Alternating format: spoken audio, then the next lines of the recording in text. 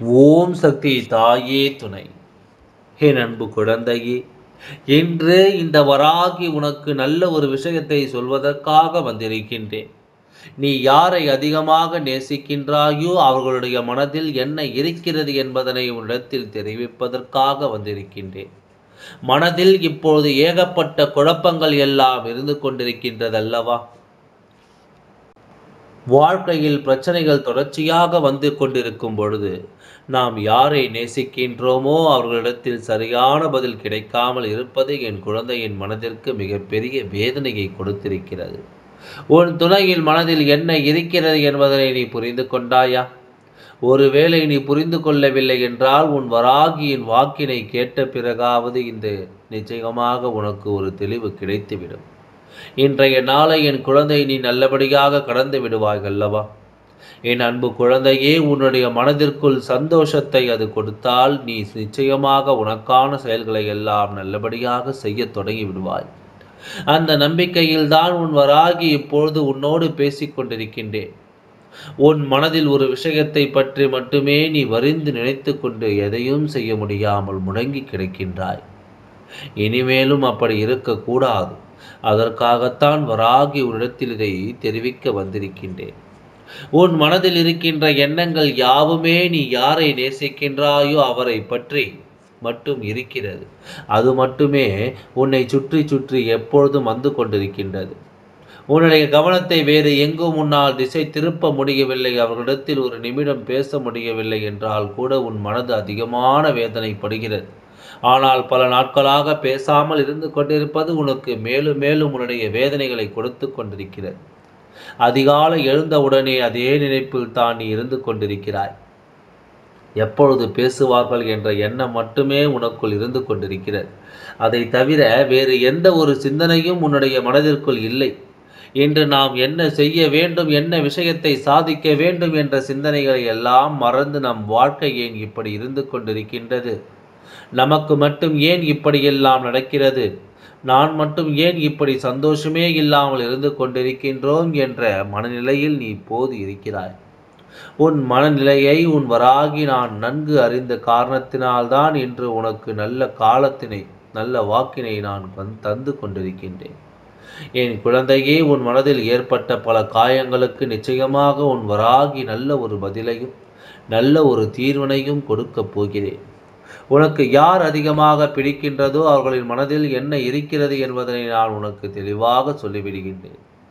அதனை நீ தெளிவாக உன்னுடைய மனதிற்குள் பதிய வைத்து கொள்ள வேண்டும்.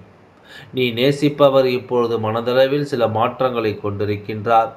அதை நீ உணர்ந்தால்தான் இப்பொழுது எவ்வளவு வேதனைகளையும் அடைந்திருக்கின்றாய். ஆரம்ப கட்டத்தில் நான் இல்லை என்றால் வாழ்க்கையே இல்லை என்று சொன்ன உதடுகள் எல்லாம் இப்பொழுது நீ இல்லாமல் போனால் நான் சந்தோஷமாக இருப்பேன் என்று சொல்கிறதல்லவா? இப்படிப்பட்ட சூழ்நிலைதான் உனக்கு வேதனையை ஏற்படுத்தி தந்திருக்கின்றது. நீ ஒன்றை மட்டும் நன்றாக புரிந்து கொள்ள வேண்டும். அவர்கள் மனதில் இருக்கின்ற எண்ணங்கள் என்னவென்று தெரிந்து கொண்டால் நீ இது போன்று ஒருபோதும் சிந்திக்க மாட்டாய். அவர்கள் மாறிவிட்டார்கள் நினைக்கின்ற நேரத்தில் ஒன்றை புரிந்து கொள்ள வேண்டும். சில சந்தர்ப்பங்களும் சூழ்நிலைகளும் வாழ்க்கையில் பெற்ற அடிகளும் வேதனைகளும் அவர்களை இப்பொழுது மாற்றுகின்றது. தானாக எந்த மாற்றங்களும் நடக்கவில்லை என்பதையும் அவர்களால் சூழ்நிலை காரணமாகத்தான் மாறி இருக்கிறார்கள் என்றும் நீ சொல்வது எல்லாம் உண்மைதான். அதை வராகி ஒருபொழுதும் மறுக்கவில்லை. ஆனால் அவர்களின் கஷ்டங்களும் வேதனைகளும் அத்தனை அதிகமாக இருக்கும் பொழுது யாராக இருந்தாலுமே ஒரு சில மாற்றங்களை வரத்தான் செய்யும். அந்த மாற்றங்களை எதிர்கொள்ள நாம் தான் பழகி கொள்ள வேண்டும். இந்த மாற்றங்கள் உனக்கு ஏற்றுக்கொள்ள முடியாததாக இருந்தாலும் இந்த மாற்றத்தினால் உனக்கு எந்த பாதிப்பும் இல்லை. உன்னுடைய அன்புக்கு அங்கே எந்த பாதிப்பும் ஏற்படவில்லை. அவர் மனதில் உன் மீது ஆரம்பத்தில் எவ்வளவு அன்பு வைத்திருந்தாரோ அது அப்படியே தான் இருக்கிறது. இடையில் ஏற்பட்ட சில சூழ்நிலைகளின் காரணமாகத்தான் மாற்றங்கள் வந்து கொண்டிருக்கின்றது.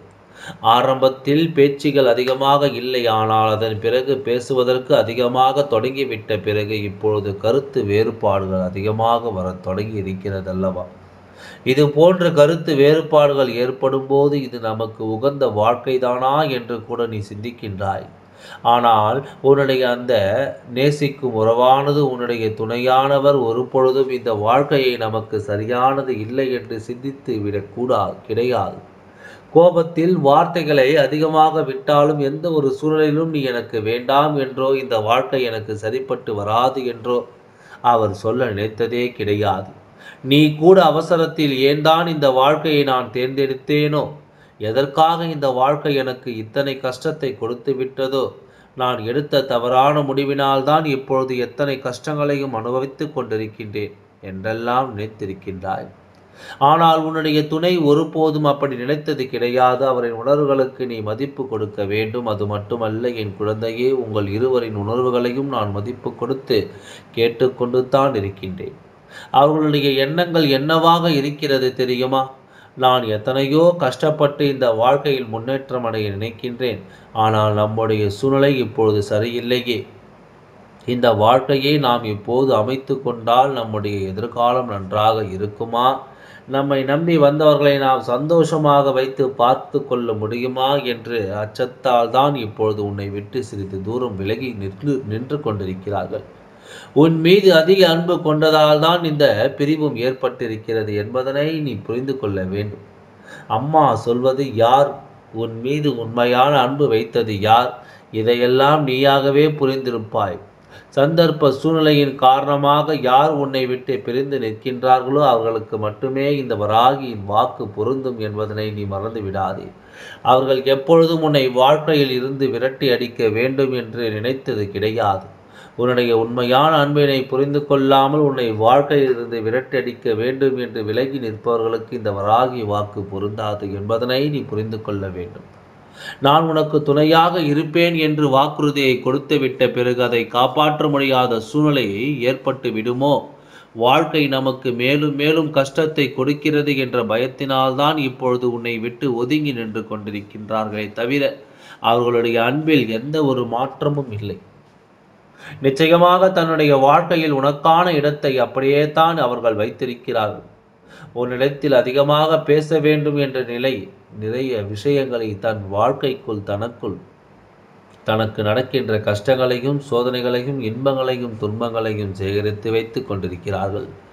எப்பொழுது உன்னோடு பேசுகின்ற சூழ்நிலை வரும் என்று எதிர்பார்த்து காத்து கொண்டிருக்கிறார்கள்.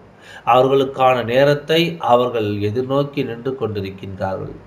நம் வாழ்க்கையில் நம்மை நம்பி வந்தவர்களுக்கு ஒரு நல்ல நிலையை அமைத்து கொடுத்தால் போதும், ஒருபோதும் அவர்களை கைவிட மாட்டோம் என்ற ஒரு நம்பிக்கை கொடுத்த பிறகு இந்த வாழ்க்கையை நாம் அமைத்து கொள்ள முடியும் என்று அவர்கள் எண்ணுகிறார்கள். இது ஒன்று தான் இத்தனை பிரச்சனைகளுக்குமே காரணமே தவிர வேறு எந்த ஒரு விஷயங்களுமே கிடையாது. நீ மாறிவிட்டாய் என்ற ஒரு வார்த்தையை மட்டுமே மனதிற்குள் வைத்துக்கொண்டு புதிதாக பிரச்சனைகளை உருவாக்குவதை விடுத்து மாற்றங்களுக்கெல்லாம் என்ன காரணம், எந்த விஷயத்திற்கு நாம் அவர்களோடு துணை நிற்க வேண்டும் என்பதையெல்லாம் மனதிற்குள் புரிந்து கொண்டு அதன்படி நீ நடந்து கொள்ள வேண்டும். வாழ்க்கை துணை என்பது உன்னை நேசிப்பவர் என்பது உன்னில் பாதி என்பதும் முதலில் நீ புரிந்து கொண்டு அவர்களின் உணர்வுகளுக்கு முழுமையான மதிப்பு கொடுத்து எந்த ஒரு கஷ்டத்திலும் அவர்களோடு துணை நின்று அவர்களின் பிரச்சனைகளை நீ பகிர்ந்து கொள்ள வேண்டும். உன்னுடைய கஷ்டங்களை நான் பகிர்ந்து கொள்கிறேன் என்ற நம்பிக்கை அவர்களுக்கு நீ கொடுக்க வேண்டும். ஏதேனும் ஒரு சூழ்நிலை காரணமாக பிரச்சனை வந்தால் அதில் என்னுடைய பங்களிப்பு நிச்சயமாக இருக்கும். எந்த ஒரு கஷ்டத்திலும் நான் விலகி நிற்க மாட்டேன் என்ற நம்பிக்கையில் நீ உறுதியாக இருக்க வேண்டும். இப்பொழுது இருக்கின்ற உறவுகளுக்கு எல்லாம் எதிர்பார்ப்புகள் அதிகமாக இருக்கிறது. அந்த எதிர்பார்ப்புகளில் நீ அவர்களுக்கு உதவியை செய்கிறாயோ இல்லையோ, முதலில் அவர்களுடைய மனம் தைரியமாக இருக்க நீ நம்பிக்கையான வார்த்தைகளை பேச வேண்டும். அந்த நம்பிக்கை ஒன்று மட்டும் முழுமையாக கிடைத்துவிட்டால், அதுவும் அவர்களுக்கு மனதிற்குள் அது பதிந்துவிட்டால், அதன் பிறகு நிச்சயமாக பிரிவு என்ற ஒன்று யாருக்குமே ஏற்படாது. உன் வாழ்க்கையில் இனிமேல் நடக்க இருக்கின்ற நல்ல நிகழ்வுகள் எல்லாம் உனக்கு இதையெல்லாம் புரிய வைக்கப் போகிறது. அது மட்டுமல்ல, இதுவெல்லாம் இந்த வராகியின் ஆசீர்வாதத்தோடு தான் நடக்கப் போகிறது. யாரோடு உன் வாழ்க்கை நல்லபடியாக அமைய வேண்டும் என்று நினைத்தாயோ அந்த வாழ்க்கை உனக்கு நிச்சயமாக அமையப் போகிறது.